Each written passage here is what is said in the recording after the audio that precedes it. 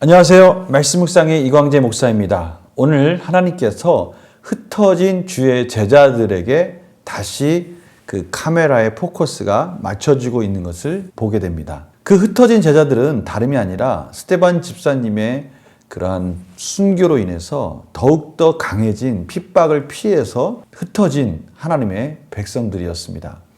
그러니까 어떻게 보면 참 위기를 만난 것인데요.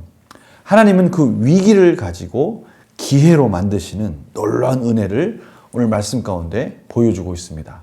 그 내용이 무엇인지를 저희들이 하나하나 또 같이 나누어 보겠습니다.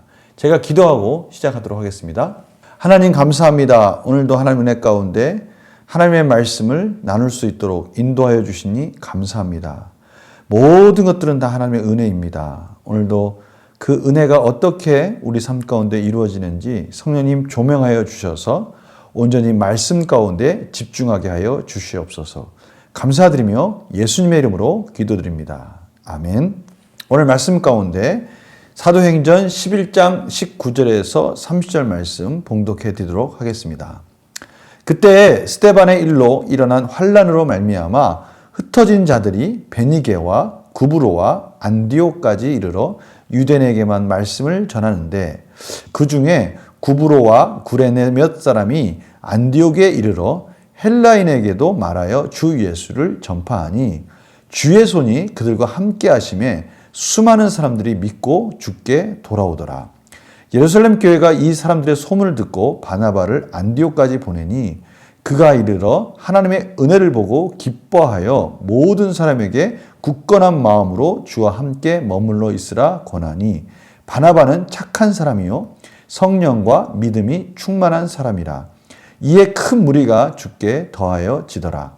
바나바가 사울을 찾으러 다소에 가서 만남에 안디옥에 데리고 와서 둘이 교회에 1년간 모여 있어 큰 무리를 가르쳤고 제자들이 안디옥에서 비로소 그리스도인이라 일컬음을 받게 되었더라. 그때 선자들이 예루살렘에서 안디옥에 이르니 그 중에 아가보라 하는 한 사람이 일어나 성령으로 말하되 천하에 큰 흉년이 들리라 하더니 글라우디아 때에 그렇게 되니라. 제자들이 각각 그 힘대로 유대에 사는 형제들에게 부조를 보내기로 작정하고 이를 실행하여 바나바와 사울의 손으로 장로들에게 보내니라. 아멘. 하나님께서 스데반의 일로 환란으로 말미암아 흩어진 자들, 다시 말하면 하나님의 제자들이 예수 그리스도의 제자들이 흩어진 겁니다.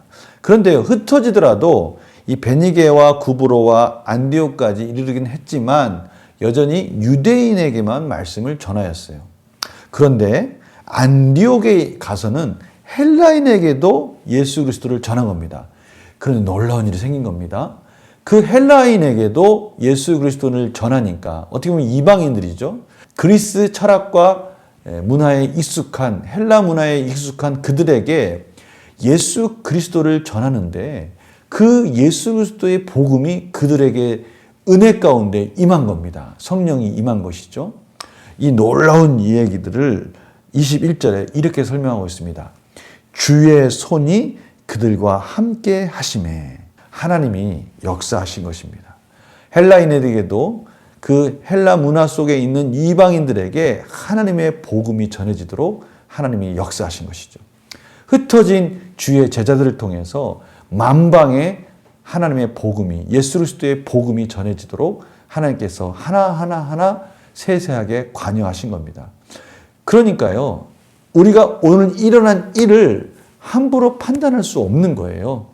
오늘 내가 힘들지만 이 힘든 일들이 내일의 소망이 될 수 있다는 것을 오늘 말씀을 통해서 가르쳐주고 계시는 것이죠. 그래서 바나바가 부랴부랴 가서 확인하고 그곳에서 하나님의 은혜가 넘쳐나는 것을 보면서 기뻐하며 그들과 머무르다가 도저히 안 되니까 바나바가 다소에 가서 사울을 데리고 와서 1년 동안 말씀으로 양육을 하게 됩니다.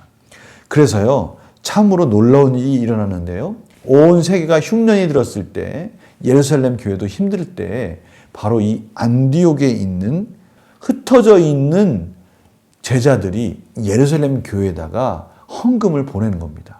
이 헌금을 보낸다는 것, 부조를 모아가지고 그 정말 피와 같은 그 헌금을 보낸다는 건요, 그만큼 온 교회가 이제는 그리스도 안에서 하나가 되었다는 것이고요. 놀라우신 사랑의 띠가 형성되고 있다는 것을 지금 말씀하고 계시는 것입니다. 이 놀라운 일은 하나님의 은혜가 아니면 도저히 일어날 수 없는 것이고요. 성령의 하나됨이 아니면 일어날 수 없는 기적이 일어난 것입니다. 우리 문제를 한번 풀어볼까요? 스데반의 일로 일어난 박해 때문에 흩어진 자들의 행한 일은 무엇입니까? 19절 21절이죠. 흩어져서 유대인에게도 복음을 전하고 안디옥에 있는 헬라인에게도 주의 복음을 전하니까요. 주의 손이 그들을 변화시키고 복음을 듣도록 만들어 주십니다. 바나바와 사울이 안디옥에서 1년간 사역한 후 어떤 일이 일어납니까? 26절입니다. 그리스도인이라 일컬음을 받게 되었더라. 완전히 그리스도인이라 일컬음을 받을 정도의 구별된 무리가 생긴 겁니다. 놀라운 큰 부흥이 일어난 것이죠.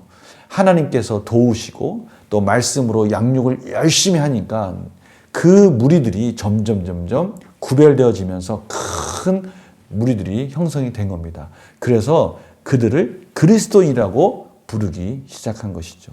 예수 그리스도로 말미암아 하나가 된 하나님의 교회가 단단히 크게 부흥되고 있는 것을 볼 수 있는 것입니다. 연구와 묵상 기림을 보면요, 성도들이 안디옥에서 그리스도인이라는 호칭을 얻으며 힘있게 복음을 전할 수 있었던 이유는 무엇입니까? 바로 하나님의 놀라우신 주의 손의 은혜로 말미암아 이루어진 것입니다. 흩어진 유대인들, 정말 불안한 미래 속에서 흩어져서 연고 없이 사는 그들에게 오직 복음으로 가서 그곳에서 예수님의 이름으로 복음을 전하자 그곳에서 하나님의 사랑의 띠가 형성되어지고요. 하나님의 큰 무리들이 만들어진 겁니다. 이거는 하나님이 변화시켜 주시지 않으면 일어날 수 없는 일들이죠. 특별히 헬라 문화 속에서 그리스 철학에 익숙한 그들에게 성령님이 아니면 예수 그리스도를 주라고 영접한다는 게 얼마나 어려웠습니까? 이미 이성적으로 깨어있는 그들에게 성령이 임하여서 하늘의 신령한 지혜로 말미암아 예수 그리스도를 영접하게 된 겁니다. 이것은요, 하나님의 능력이 아니면, 하나님의 은혜가 아니면 이루어질 수 없는 겁니다. 그래서 오늘 말씀 가운데 주의 손이 그들과 함께 하심에라고 분명히 그 이유를 설명하고 있는 것입니다. 환난을 피해 흩어졌던 안디옥에서 복음이 더욱 확장되는 것을 보며 무엇을 느낍니까? 제가 서두에 말씀드렸듯이 환난을 피해 흩어졌던 안디옥에서 복음이 더욱 확장되었다는 말은 무엇이죠? 환난이 하나님의 은혜 가운데 소망이 되고 슬픔이 기쁨이 되고요. 애가가 찬송이 되었다는 겁니다. 기쁨의 노래가 되었다는 거예요. 이렇게 역전시키는 하나님의 은혜가 놀랍게 복음의 확장으로 이어지고 있는 것입니다. 하나님이 하시면 아무리 어렵고 힘든 일들요, 그것이 전화위복이 돼서 오히려 더욱더 놀라운 역사심으로 나타난다는 것을 보여주고 있는 것이죠. 인간의 노력과 인간의 이성을 초월하시는 역사를 인도하시는 주관하시는 하나님을 저희들이 목격하게 되는 겁니다. 저는 늘 이런 말씀이 선포될 때마다, 이런 말씀을 통독할 때마다, 읽을 때마다, 묵상할 때마다 곰곰이 생각해 봅니다. 왜냐하면 이때나 지금이나 동일한 복음 가운데 하나님의 백성된 나에게도 이러한 일이 똑같이 일어나는 것이 너무나 당연한 거 아닙니까? 환난을 역전시켜서 소망으로 만들어주신 그 하나님의 역사가 우리 안에, 우리 삶 가운데도 일어날 수 있다는 것이고요. 그것이 소망인 것이죠. 지금 코로나의 위기 속에 있지만 이 코로나19의 위기가 환난이라고 말할 수 있습니다. 그러나 이것을 역전시키는 하나님의 소망의 메시지가 있는 것이죠. 그것을 발견하는 겁니다. 저는요, 그 소망의 메시지를 지금 넉넉히 보고 있습니다. 코로나19로 인해서요, 우리가 작년 한 해 동안 했던 말씀 묵상과 또 신앙의 디딤돌 과정이나 또 여러 가지 성경 통독이나 이런 것들이 가능해지지 않았습니까?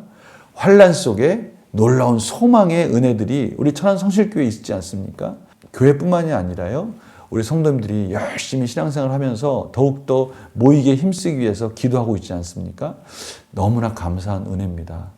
앞으로도 이런 놀라운 일들이 계속 이루어질 줄 믿습니다. 결단과 적용을 보면요. 환난 속에서도 함께 하신 하나님을 바라보지 못해 낙심했던 적이 있다면 언제입니까? 참 이 질문이 언제입니까? 혹시 그때가 언제이십니까? 저는요, 낙심할 때가 있었어요. 근데 참 감사한 건 뭐냐면, 주의 손이 함께 하시고 내가 더욱 그리스도인다워지기 위해 삶의 어떤 부분을 구체적으로 변화시키겠습니까? 저는 이 두 질문이 이어지고 있다는 것을 깨닫게 됩니다. 다시 말하면, 바라보지 못해 낙심했던 적이 있다면 언제입니까? 낙심했던 적이 있어요. 근데요, 그 기간이 짧습니다. 얼마 되지 않아서 하나님께서 나와 함께 하심으로 소망의 메시지, 말씀이 그 자리를 메꿔줌으로 말미암아 다시 일어나도록 해주신다는 것이죠. 더욱 믿음을 굳건하게 해주시고 더욱 말씀 안에 세워지도록 인도해 주시는 하나님의 은혜를 경험하게 되는 겁니다.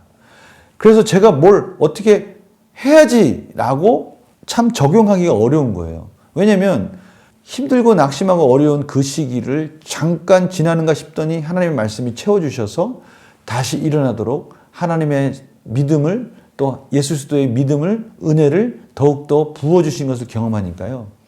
정말 제가 할 수 있는 것은 찬양과 기도밖에 없더라고요. 성도님들은 어떻습니까? 저는 오늘 말씀을 통해서 혹시나 우리 가운데 있는 힘들고 어려운 일이 있을 때 곰곰이 묵상하며 잠잠히 하나님을 바라보기를 간절히 소망합니다. 그때 하나님께서 우리를 얼마나 사랑하시고 얼마나 말씀 가운데 우리를 위로하기 원하시는지 그 음성을 듣기를 간절히 소망합니다. 제가 기도하고 마치겠습니다. 하나님, 오늘 환난 가운데 그 상황을 역전시키시는 하나님의 놀라우신 역사적인 사건들을 목격하였습니다. 이 일들이 그런데요, 지금도 저희 삶 속에서 이루어지는 줄 믿습니다. 이 소망의 메시지를 붙들고 우리 온 성도님들이 일어나게 하여 주시옵시고 오늘 하루도 복되고 능력 있는 삶으로 살아낼 수 있도록 인도하여 주시옵소서. 감사드리며 예수님의 이름으로 기도드립니다. 아멘. 성도님들 오늘 이 말씀 붙드시고요. 어떤 어려움이 있을지라도 당황하지 마시고 기도로서 말씀으로서 승리하시는 복된 삶이 되기를 간절히 소망합니다. 내일 또 뵙겠습니다. 안녕히 계세요.